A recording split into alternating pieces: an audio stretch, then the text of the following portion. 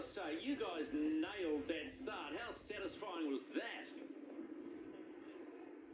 Yeah, that was a good one to have the boat speed like that. You know, big speed difference was very pleasing, and you know, just like yesterday, a really good reply from the guys. So yeah, good way to finish another tight day. So Blair, from your position on the boat, it seems like Peter can't really see too much to lure to the boat because of lack of windows. We think we've seen a screen, but that's for another day. Are you calling what you see with the other boat? When did you recognize the other boat in that pre-start may not be able to get up and get going? You had a real chance to put them away.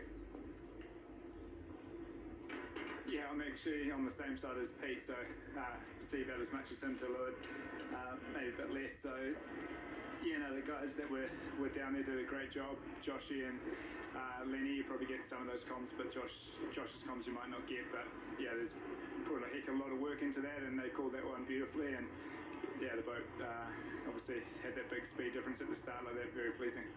Hey, Blair, nice work. You know, it's great to tie it up. I'm sure it's a sigh of relief once again, and we start again tomorrow. I've got a bit of a question for you about the teamwork. You kind of alluded to the fact that there's more than just the three names we talk about a lot. You've got Josh and Eddie at the back. Give us a bit of an insight to how the jobs are shared out a bit and how much of a teamwork sport this is. Yeah, I guess with our cockpits, it's quite hard to see everyone on board, all 11 of us, but obviously for the grinding guys, these lighter days is pretty challenging, a lot of tacky jewels, so it's a huge effort from them. So yeah, you don't see them too often, but there's a lot of tired boys here, and you know, very lucky that we got sports people from a lot of different sort of areas that have come together to be a really good group. So it's a heck of an effort from them, and then yeah, like you mentioned, Josh, Andy Man just here, doing a great job for us, and you know, just how we all work together is it's coming along nicely. But yeah, it's still a lot of work to do. This is a tight battle. Blair, just one final thought. Was that your uncle, Ian Tuke, the squadron leader of the RNZ flyover? Yeah, that was him in the 757. So that was pretty awesome. I mean, we were just coming around North Head, and just as they came right overhead, and we saw all the boats out here at the same time as they sort of went over. So that was a cool moment. All right, well, it's another moment to cherish. But guess what? We're back at 0-0 tomorrow. We'll see you tomorrow. Yeah, thank you very much, guys. Let's go on Luno Rossa, Prada Pirelli. Jimmy Spittle is standing by. Jimmy, do you want to talk us through the start? Yeah, basically, we're happy with our positioning. Unfortunately, we just got caught in a real light spot. We just could not get the boat going back to the line. Almost a bit of a reversal of the first start, where the other guys, you know, sort of fell into a light spot and they couldn't get going. So, yeah, it was unfortunate, but, you know, not a lot of passing lanes from then on, unfortunately. It was just too big a jump, you know, after the start. Jimmy, Freddie Carr is up in the helicopter today, and he thought he saw a time where your mainsail didn't pop, or you were having the sail inverted, and you might have gotten slow there. Was there any mechanical problem in the pre-start that kind of put you in a tough spot? Not that I know of. I think it was just a matter of just getting caught in no wind, unfortunately, and so, yeah, we just could not get the boat going back to the line, and yeah, just one of those things on a day like today, you know, it's a little bit of a minefield out there, especially down in the start box. And yeah, we just unfortunately couldn't get the boat to accelerate.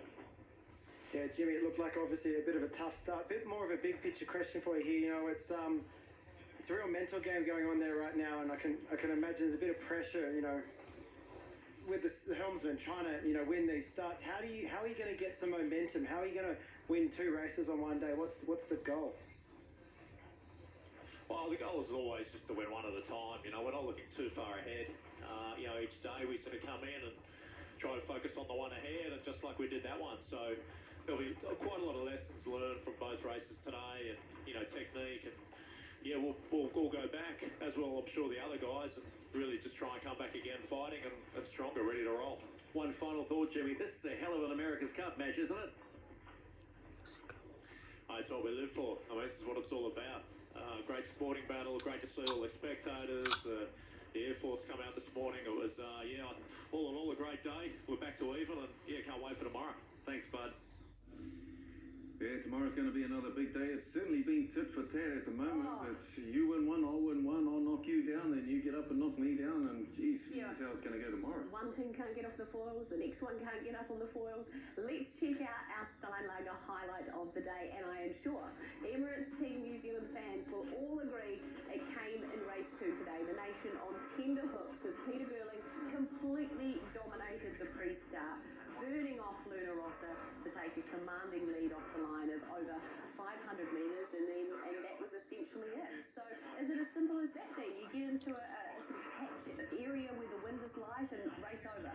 Well, yeah, it's hard to see watching the TV exactly what happened. So it was interesting to hear Jimmy's comments here as to the difficulty they got into in that particular start. And I think Team New Zealand did a great job to identify that Luna Rossa was late, and they executed a really nice time on distance start. Pretty low risk, and as we've seen there's nothing wrong with their speed or manoeuvres once they get in front. So very interesting day. It's probably one of the most bizarre days I think of that we've watched so far, with two starts or two races dictated by the start. And they're expensive mistakes though, or not necessarily mistakes, but those incidents where they come off the foils, they're so expensive that the boat that is off the foils has no opportunity to catch back up. And I think that's what's, probably disappointing in the sense that there's no overtaking and no opportunity for them because they end up so far behind. I suppose a positive thing for Team New Zealand is Peter Burling is responding to the pressure every time, isn't he? He gets put under pressure. He loses a race, but he bounces back, comes back, wins the next one. Yes, that's true, but it's also happened because the other boat made a mistake. Yeah. It's not like they're winning, it's the other boat's losing.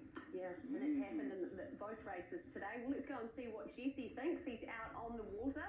I bet there's some celebrating Kiwi fans, Jess. Yeah, plenty of fans. We're on the cruise back in now. It's a pretty cool sight. For the first time, we've had everyone kind of bump around and come in close to the boats. Team New Zealand here, getting a race win. But look to the right-hand side as well. It's Luna Rossa coming in.